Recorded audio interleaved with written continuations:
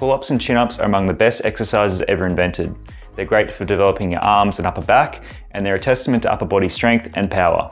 But what do you do if you've hit a wall with your pull-up progress and they're simply not improving? In this video, I reveal the pull-up mistakes that can unknowingly get in your way, as well as provide you with an ultimate guide to nailing perfect pull-ups every time. Master the correct technique for your pull-ups and chin-ups, and you'll rapidly increase your reps and easily evolve to more advanced exercise variations. To start things off, let's take a closer look at what pull-ups and chin-ups actually are. Chin-ups and pull-ups can be performed in a variety of different ways with minimal equipment required. There are many different versions of these exercises that differ based on the grip, body position, and the apparatus or implement used. A chin-up generally refers to any exercise where you're bending at the elbows and shoulders to pull your body weight up vertically while the palms of the hands are facing towards you, i.e. a supinated grip. A pull-up refers to any exercise where you're doing the same general movement but with the palms of the hands facing away from you, i.e. a pronated grip. Because chin-ups and pull-ups are similar movements, they work very similar muscle groups, namely the lats, rhomboids, middle and lower traps, and the elbow flexors of the upper arm. The difference lies in the emphasis on each muscle group, which changes based on the orientation of the hands and the width of grip. For instance, a wide grip will emphasize the lat muscles differently compared to a more narrow grip where the hands are brought closer together. An underhand grip will emphasize the biceps more than an overhand grip, which favors the brachialis and brachioradialis muscles more.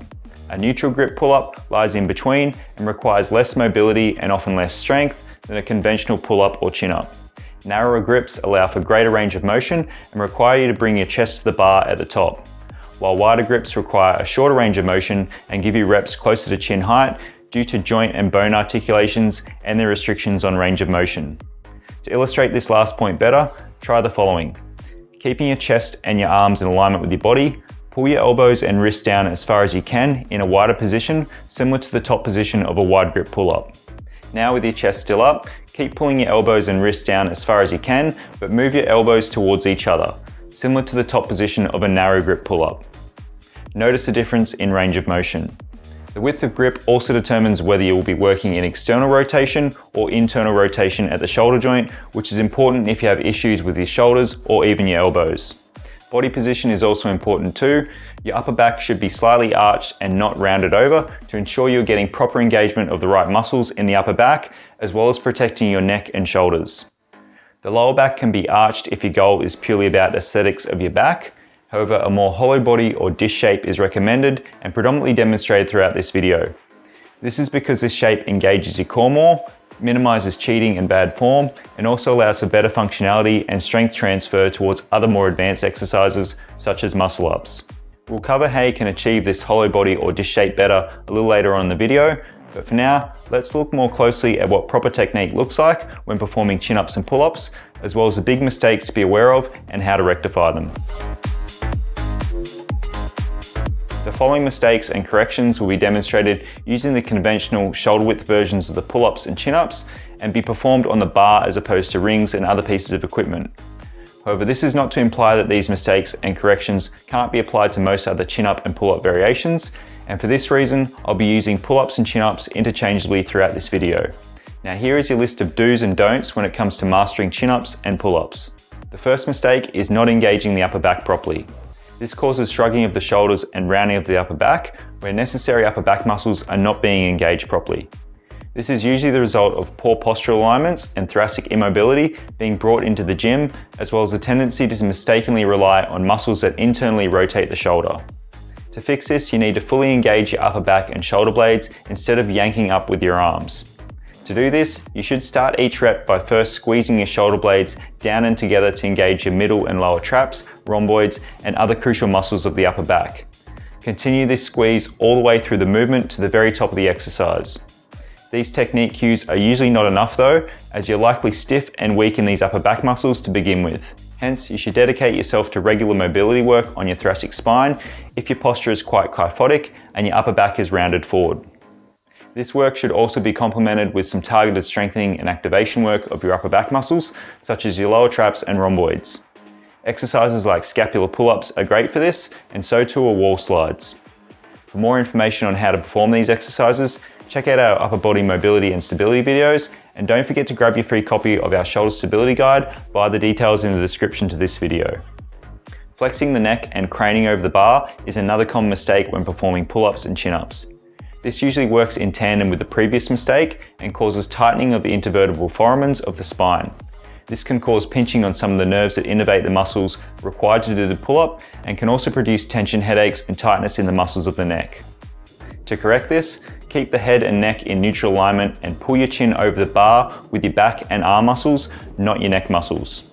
Aim to make your chest touch the bar each rep, and for some people it can also be helpful to visualize pulling the bar to the floor rather than pulling themselves over the bar. Flaring the elbows is the next mistake. This usually goes hand in hand with the previous two mistakes and is usually a sign of too much shoulder internal rotation. This mistake often puts unwanted stress on the elbows and wrists. To rectify this, drive your elbows toward and past your sides and aim to keep your elbows in alignment with your wrists throughout the exercise. Along with the wall slides mentioned earlier, some more dedicated shoulder external rotation work will really help to correct this mistake. Another very common mistake is kipping and tucking the legs up. This creates momentum and shortens the lever arm to make the exercise easier. This leads to the wrong muscle groups being engaged and the right muscle groups being disengaged.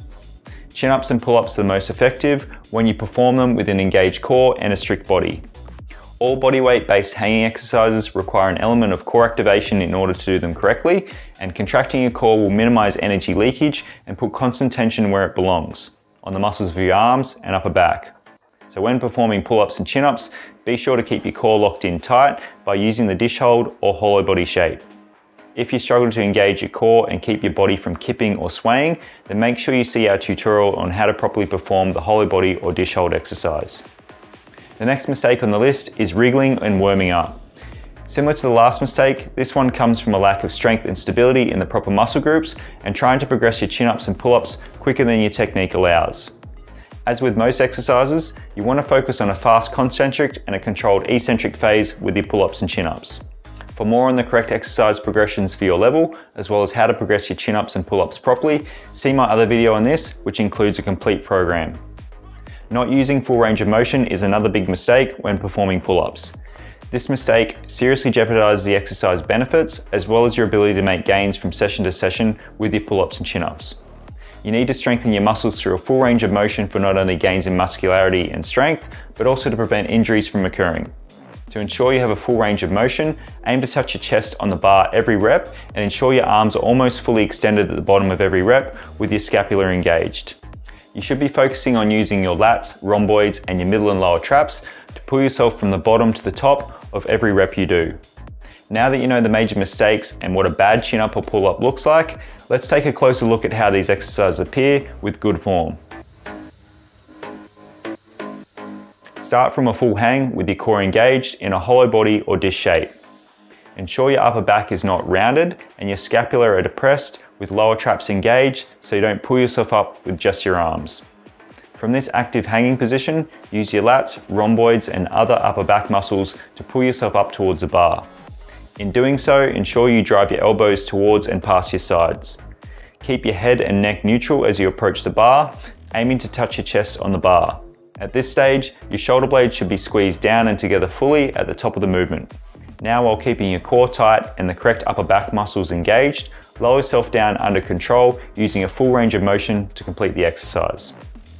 Whether you're looking to do your first pull-up with perfect form or you're looking to do 20, make sure you watch my other video on this topic where I provide you with a complete step-by-step program and tutorial to progress your pull-ups no matter what your starting point. Also be sure to check the description below for your free shoulder stability program that I mentioned earlier. That's all for this video. Do like it if you found it helpful, and feel free to leave a comment if you have any feedback or questions. Thanks for watching, and see you next time.